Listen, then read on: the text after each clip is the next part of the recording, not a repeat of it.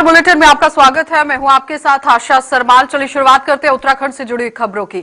मुख्यमंत्री त्रिवेंद्र सिंह रावत से रुड़की, लस्कर और खानपुर क्षेत्र में आए लोगों ने विधायक कुंवर प्रणव सिंह चैंपियन के नेतृत्व में भेंट की गई और मुख्यमंत्री से भेंट करने वाले अधिकांश लोग पर्वतीय मूल के थे, जिन्होंने अपने अपने क्षेत्र की विभिन्न समस्याएं मुख्यमंत्री के समक्ष रखी। मुख्यमंत्री ने सभी को आश्वासन दिया कि उनकी समस्याओं का शीघ्र समाधान किया जाएगा। मुख्यमंत्री ने कहा कि आपसी संवाद से ही समस्याओं के समाधान में मदद मिलती है।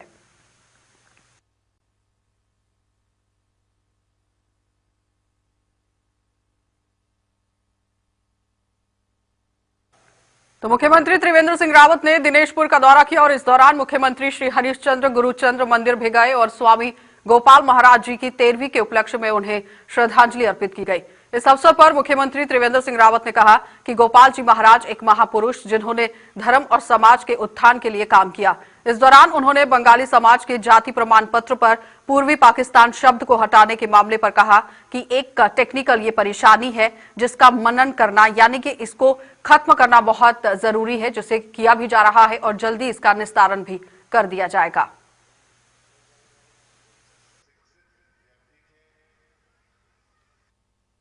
टेक्निकल प्रॉब्लम है, लेकिन उस प्रॉब्लम को दूर किया जा रहा है कुछ अमेंडमेंट के साथ, तो बहुत जल्दी उसका समाधान कर लिया जाएगा। और निश्चित रूप से हमको भी बहुत खराब लगता है, जो एक बहुत ही राष्ट्रवादी समाज है और वहाँ पर पाकिस्तान का नाम आए तो खराब लगता है, तो उसके लिए अमेंडमेंट किया जा रहा है।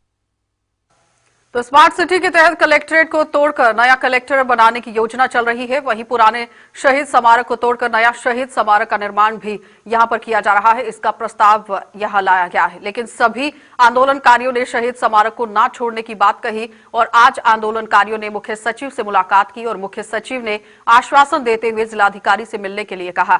आंदोलनकारियों ने डीएम को ज्ञापन सौंपते हुए कहा कि ये हमारी अस्मिता और स्व जुड़ा जो स्थान है और वह इसे तोड़ना नहीं चाहते हैं और ना ही देंगे। वहीं जिलाधिकारी ने आश्वासन दिया कि इस अवसर पर कोई निर्माण कार्य नहीं होगा, यानी कहने का तात्पर्य यह है कि इस जगह पर कोई निर्माण कार्य नहीं होगा।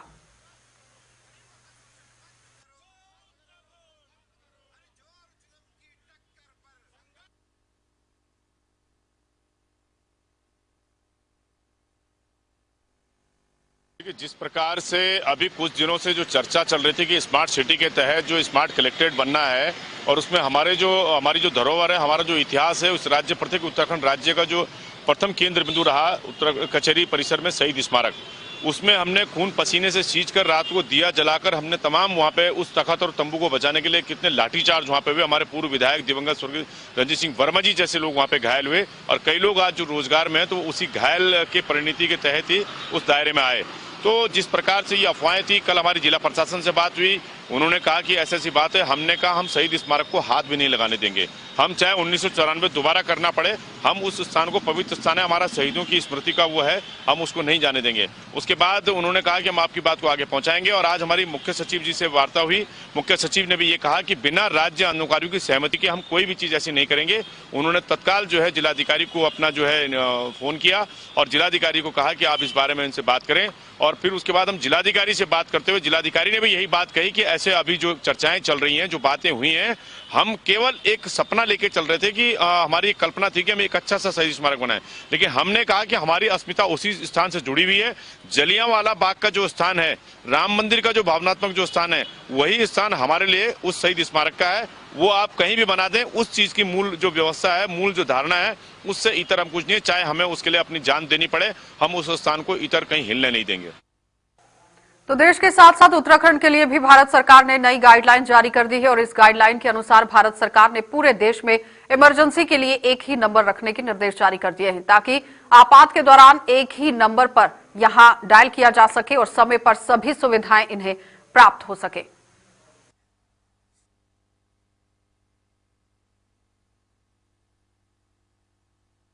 सेंट्रल गवर्नमेंट की स्कीम है कि सारा जो इमरजेंसी का एक ही सिंगल नंबर हो पूरे देश में 112। यहाँ पे 108 ज़्यादा पॉपुलर है। जो भविष्य में क्या है कि एक ही डेडिकेटेड नंबर रहेगा 112। तो अभी यदि 112 पे भी कॉल करते हैं तो वो डाइवर्ट हो जाएगी 108 पे, और 108 पे भी कॉल करते हैं तो सिंगल विंडो में ले आएंगे। तो इस पे काम चल रहा है। नहीं, इसका हम टेक्नोलॉजी के थ्रू सॉल्यूशन निकालेंगे कि यदि 108 पे भी कॉल करेगी तो सेम प्लेटफॉर्म पे लैंड करेगी कॉल। ऐसा नहीं होगा कि 108 करने पे एम्बुलेंस नहीं मिल पाएगी। लेकिन भविष्य में जो सेंटर गवर्नमेंट की योजना है कि एक ही इमरजेंसी नंबर रहे 112। जो 112 से हमारा कंट्रोल रूम 101 नंबर है, उसको जो है 112 से जोड़ दिया गया है और फायर स्टेशन पर एमडीटी का प्रयोग कराया जा रहा है। एमडीटी के द्वारा उनके द्वारा जितने भी मैसेज होते हैं वो हमको मिलते रहते हैं और हमारे द्वारा जो मैसेज हैं उनको आदान प्रदान होते रहते हैं। आप 101 नंबर जो हमारा है, अगर उस पर पब्लिक के द्वारा कॉल की जा रही है तो 101 नंबर पे भी हमारे यहाँ मैसेज मिल रहा है। और 101 नंबर जिस तरह जोड़ दिया गया है 112 से, 112 के द्वारा भी मैसेज आ रहे हैं। अभी वर्तमान में कोविड-19 की वजह से हमारे द्वारा लोगों को एक समूह में जागरूक नहीं किया जा रहा है। बाकी समय रहते कोविड-19 जैसे ही ख़त्म होगा उसके बाद हमारे द्वारा लोगों को 112 और 101 नंबर के जोड़ने के लिए बराबर जागरूक किया जाता है और किया जाएगा। और वर्तमान में जहाँ जहाँ अभी हम कोई इंस्पेक्शन कर रहे हैं, इंस्पेक्शन के दौरान हम लोगों को जागरूक कर रहे हैं। तू तो साडी केयर नहीं करदा, टाइम स्पेयर नहीं करदा, वे मैं ही तेरे पीछे पीछे आनी आ, मैं ही तेनु फोन मिलानी आ, वे मैं ही तेरे पीछे पीछे आनी आ, मैं ही तेनु फोन मिलानी आ। साडे ते तू मेरे नहीं करदा, तू तो साडी केयर नहीं करदा, टाइम स्पेयर नहीं करदा, तू तो साडी केयर नहीं करदा। यो हनी सिंगर। तो राजधानी देहरादून में अब तक एक भी डेंगू का मामला सामने न आने से स्वास्थ्य विभाग ने राहत की सांस ली है।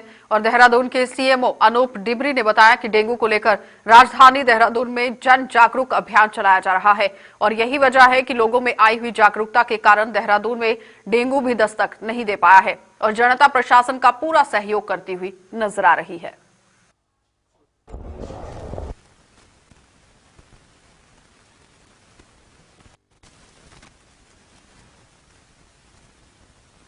हमारी टीम प्रतिदिन, हमारी पूरी टीम लगी हुई है पूरे क्षेत्रों में और विगत पर जहां अभी तक 6 मामले हमारे पास डेंगू के अभी आ चुके थे और 6 मृत्यु हुई थी अभी तक।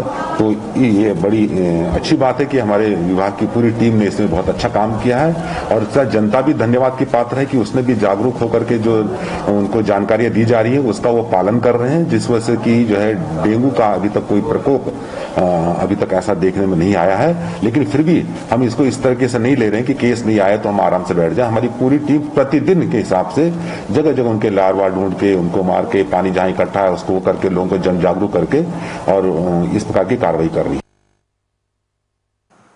त्योहारी सीजन को देखते हुए स्वास्थ्य विभाग ने आम जनता से भीड़भाड़ में न जाने और कम खरीदारी करने की अपील की। जिला अस्पताल के सीएमएस मनोज उप्रेती ने कहा कि आम जनता को भीड़भाड़ से दूर रहना चाहिए और मास्क का इस्तेमाल करना चाहिए। इसके साथ ही उन्होंने कहा कि त्योहारी सीजन में खास तौर पर बाहर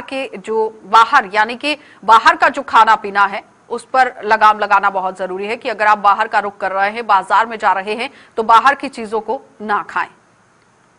देखिए, आदमी को जितना भी जो त्योहारी सीजन में इस समय आपको सावधान रहने की जरूरत है और खास करके जो मास्क लगाना, हाथ धोना है ना और दूरी बना करके रखना, इसका बहुत जो है ये इसका पालन किया जाना चाहिए। और दूसरी चीज़ ये है कि जितना कम हो सके उतना कम खरीदारी करें इस समय और ख़ास करके खाने की चीज़ों से, खुली हुई चीज़ों से जितना बच सकते हैं वो बचें। तो मुख्यमंत्री के ओएसडी धीरेन्द्र पवार और डोईवाला विधानसभा के पहाड़ी क्षेत्र इठारना गुडूल पहुंचे और गांव के लोगों से मुलाकात कर उनकी समस्याएं सुनी। लोगों ने पानी के स्रोत की मरम्मत, सड़क का डमरीकरण और मोबाइल कनेक्टिविटी की परेशानी ओएसडी के सामने रखते हुए इन समस्याओं का जल्द समाधान करने की जरूरत पर भी बल दिया। देखिए, हम सबसे पहले आपका धन्यवाद करते हैं कि आपके माध्यम से ही जो है सरकार हमारे द्वार पहुंची है और हमें पूरी उम्मीद है कि जो है सरकार जितने भी हमारी जो परेशानी है, गांव वालों की जो परेशानी है, आम लोगों की जो परेशानी है, जैसे ये मोबाइल कनेक्टिविटी का है, यहाँ पे जो इंटरनेट का बहुत दिक्कत है, सड़क का है, पानी का मामला है, इनकी समस्याओं का जल्द से जल्द समाधान करें। तो कर भी रहे हैं, पवार जी ने अधिकारी को बुला लिया, अपने संग अधिकारी आए हैं, जय साहब आए हैं, संतुष्ट हैं आप? उनको जो है उन्होंने जो है निर्देश दिए हैं और संतुष्ट है कार्रवाई से? बिल्कुल संतुष्ट। मीडिया वाले आपको मैं धन्यवाद देता हूं कि आज जो है पवार जी को लेकर के आप आए, मुख्यमंत्री जी के पीए को, और इसके लिए आप जो है कोटि कोटि धन्यवाद के पात्र हैं। हमने उनको अपनी पूरी समस्याएं दिखा दी हैं और मैं आशा करता हूं कि हमारी पूरी समस्याएं जो हैं सफल होंगी। कुछ अधिकारी भी हैं जो कि अभी वहां जाकर के देखने के लिए उनको कह दिया है और वो अभी जाएंगे। संतुष्ट हैं आप कार्रवाई से? हाँ, बिल्कुल संतुष्ट हैं। और आज हम यहाँ पर आए तो यहाँ पर जो सबसे बड़ी जो समस्या है सड़क और पानी की, और हमने जो जल निगम के अधिकारी भी यहाँ आए हुए हैं, उन्हें हमने दिशा निर्देश दिए कि तत्काल उसमें कार्य शुरू कराएं ताकि जनता को पीने का पानी मिले। और जो सड़क की बात है, सड़क का हमने संज्ञान लिया है और हमने विभाग को भी निर्देश किया है कि सड़क का काम भी शीघ्र शुरू कराया जाए। और एक गांव की सड़क है, उसमें हम विधायक निधि से करवाएंगे। और मैं समझता हूं कि जितने भी यहाँ गांव वाले हैं, मैंने आश्वस्त करना चाहता हूं कि माननीय मुख्यमंत्री जी लगातार इस विधान। तो चिन्हित राज्य आंदोलनकारी संयुक्त समिति के सदस्य डोईवाला तहसील पहुंचे, जहां उन्होंने डोईवाला क्षेत्र की समस्याओं को लेकर पूर्व राज्य मंत्री मनीष नागपाल के नेतृत्व में एसडीएम के माध्यम से राज्यपाल को ज्ञापन प्रेरित किया। इस दौरान मनीष नागपाल ने कहा कि डोईवाला क्षेत्र में समस्याओं का अंबार लगा हुआ है और डोईवाला अस्पताल को पीपीपी मोड पर दिए जाने के बाद मरीजों को पर्याप्त सुविधाएं नहीं मिल पा रही हैं, जिससे उन्हें प्राइवेट अस्पतालों का रुख करना पड़ रहा है। दूसरी ओर किसान भी आज पूरी तरह से परेशान है।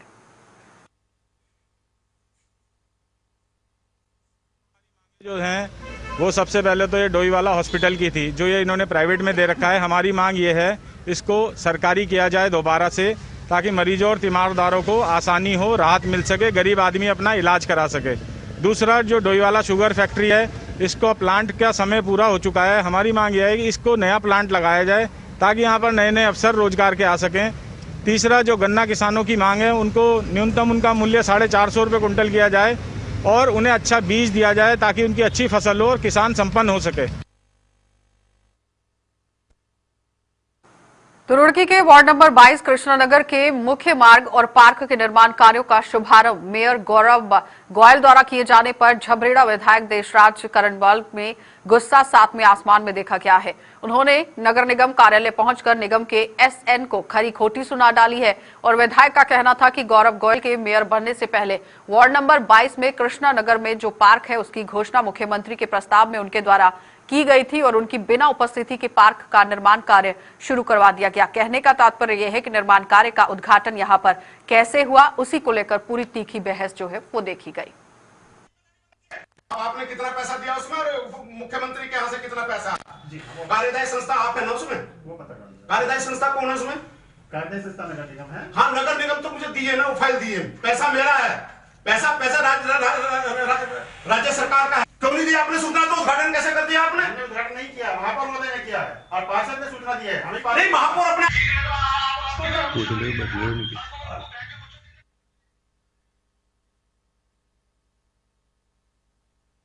माननीय मुख्यमंत्री जी की घोषणा के तहत जो कृष्णानगर में पार्क का एक महत्वाकांक्षी योजना है, जो विधायक जी के प्रस्ताव पे हुई है, माननीय विधायक देशराज करणवाल जी के प्रस्ताव पे ये घोषणा हुई थी और उसका आज कार्यक्रम का मुहूर्त हुआ है और शिलान्यास जो है माननीय विधायक जी के हाथ से कराया जाएगा।